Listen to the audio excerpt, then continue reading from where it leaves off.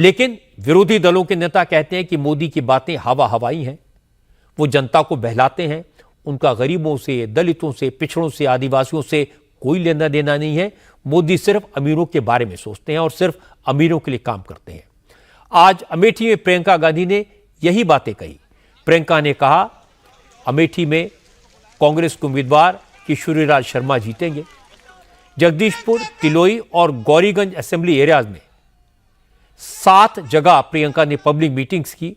हर सभा में प्रियंका ने अमेठी के साथ अपने परिवार के रिश्तों की याद दिलाई।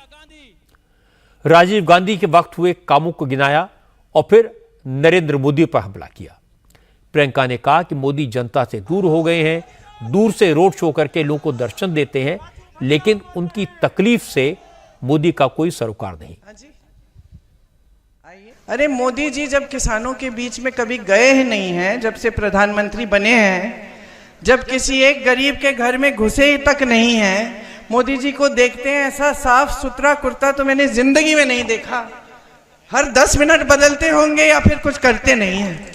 मेरे पिताजी घर आते थे और दाग भरे रहते थे, धूल सर पर धूल, मुंह पे धूल, घबराहट हो जाती थी देख के। इधर इधर तक उनके हाथ पे निशान होते थे, दाग होते थे। लोग यूं यूं पकड़ के उनसे मिलना चाहते थे, नाखून के निशान होते थे। और ये आपके प्रधानमंत्री, ऐसी चमक है चेहरे पे कि महिलाएं जी, अगर हमको भी पता चल जाए ना कि क्या लगा रहे तो हम सब भी लगाना शुरू करें, हम भी चमके उनकी तरह। तो अपनी दुनिया में रह रहे, कट गए आपसे। वाराणसी के सांसद हैं, मैं चुनौती देती हूँ, एक कोई बता दे मुझे कि किसी के घर कभी गए वाराणसी में। वो कल भी रोड शो किया उन्होंने, बड़ी गाड़ी में यूं खड़े हो गए, इतने ऊंचे कि हाथ भी नहीं पहुंचता वहां। और हाथ तो वो तो छोड़िए, जनता उधर है, इतने सुरक्षा कर्मी इधर, इतने उधर, और बीच में चल रहे खड़े ऐसे यूं यूं हाथ हिला रहे। उनको क्या मालूम कि आपके दुख क्या है? वो तो कट चुके हैं पहले ही आपसे, सिर्फ सेठों के साथ दिखते हैं।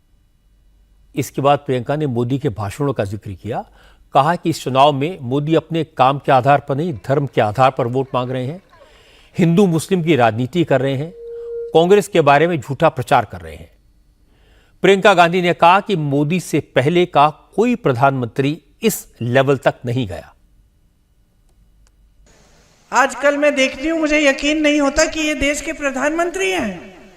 कभी कह रहे हैं कि सावधान रहो, अब और हंसोगी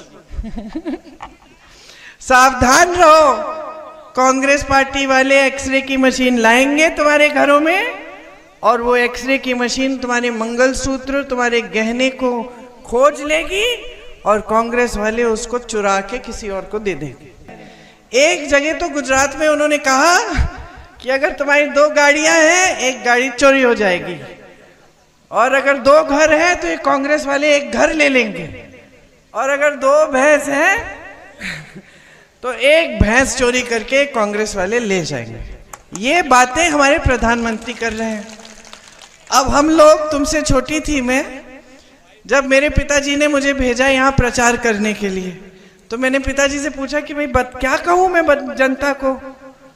तो उन्होंने किसी भैंस की बात नहीं की। उन्होंने कहा जनता को ये सुनाओ कि हमने क्या काम किए हैं, और समझाओ कि अगर हमें वोट मिलेगा तो हम और भी काम करके दिखाएंगे। तो उस समय का प्रधानमंत्री, और सिर्फ राजीव जी नहीं, उनके बाद वाले भी, यहां तक कि मैं कहूंगी कि भाजपा के भी जो वाजपेयी जी थे, वो एक सभ्य इंसान थे। जनता के प्रति उनका आदर भी था, और उनको ये भी समझ थी कि जनता के प्रति कुछ जवाबदेही है, कुछ काम करना है। जनता को आवाज उठानी चाहिए कि ये चुनाव मेरे मुद्दों पे लड़ो। मुझे नहीं सुनना भैंसों के बारे में, मंगलसूत्रों के बारे में, मुझे नहीं सुनना चुनाव के समय। मुझे इन चीजों से मत बहकाओ। मंदिर मस्जिद की बातें चुनाव के समय मत करो।